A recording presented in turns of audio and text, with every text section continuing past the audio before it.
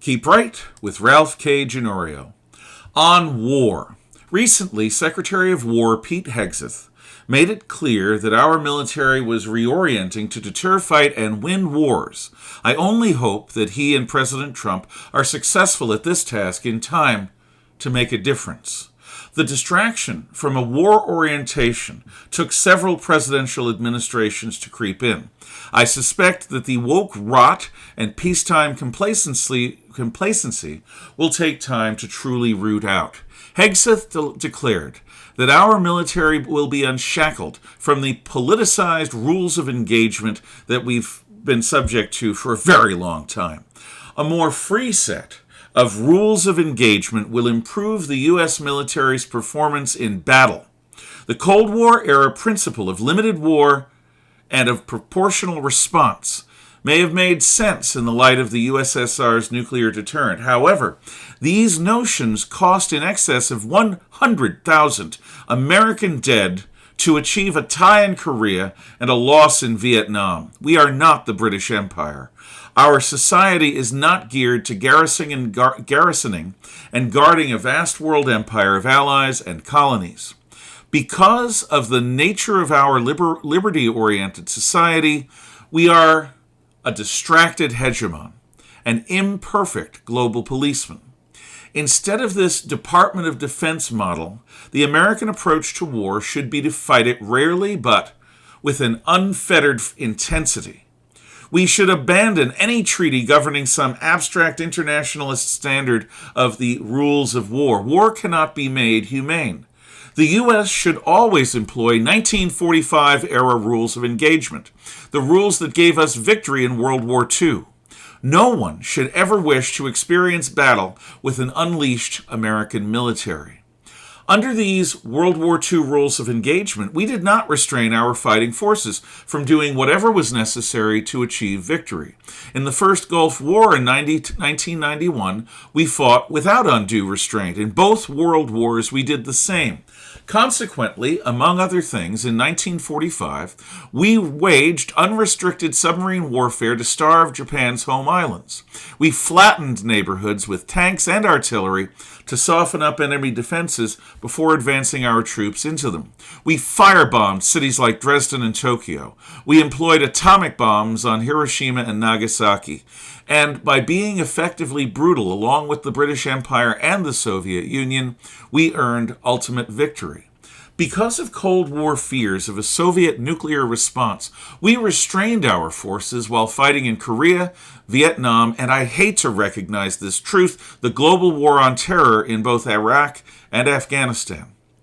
Our lack of urgency in these struggles, at least at the highest levels of command and political leadership, was also inspired by a sense that all of these wars were ultimately discretionary. The ongoing survival of freedom in the United States did not seem to be at stake in these brushfire conflicts. By refocusing the leadership of our armed forces on sharpening our military's warfighting capabilities, we should both deter most wars and have a fighting chance of winning those that we do not deter. One essential benefit of this reorientation is for the U.S. military to definitively reject the George Herbert Walker Bush, Bill Clinton, George Walker Bush, Obama, and Biden doctrines of fighting to reconstruct a foreign culture into our own image, so-called nation building. The only occasions where this has seemed to work in Germany and Japan involved the United States in rebuilding their destroyed countries, perpetually protecting them, and stationing permanent garrisons in these nations. Now, these policies were certainly good investments there. For 70 years, they helped to prevent a general war from erupting in both Europe and Asia. But now, with the increasing bellicosity of Russia and China, both the Prussian and state Shinto samurai traditions that still exist under the surface in Germany and Japan will necessarily resurface. As each United States ally is menaced, their instinct to defend themselves will brook nothing less than them reclaiming their most effective military traditions. If Hegseth's reforms are fully implemented, if we truly reorient our military to kill our enemies and break their stuff, as Rush Limbaugh used to say, and nothing else, we might do what is necessary to prepare for the Chinese communists attacking Taiwan and the Russians attacking Poland, the Baltic states, Moldova, and Romania, just to name a few.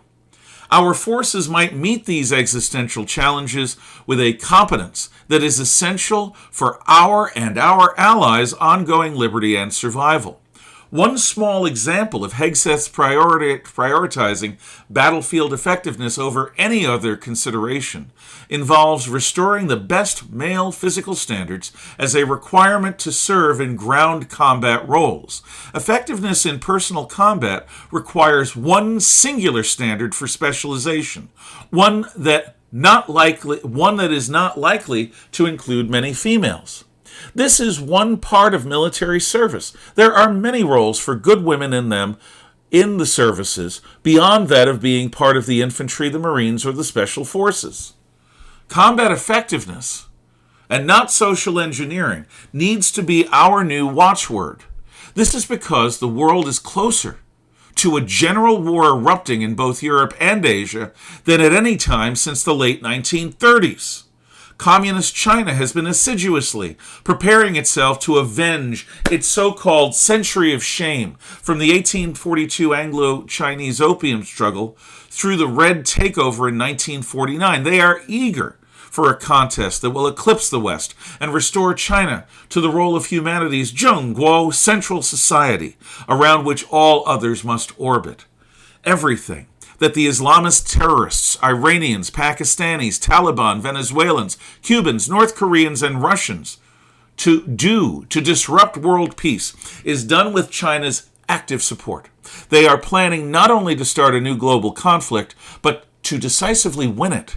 Restoring the war orientation of the United States military is only one of many things that we Americans will need to do if we wish to deter such a nightmare scenario, such a twilight war. Or if we can't deter it, then to prevail against evil and preserve both human life and human freedom. Thank you for listening. Take care.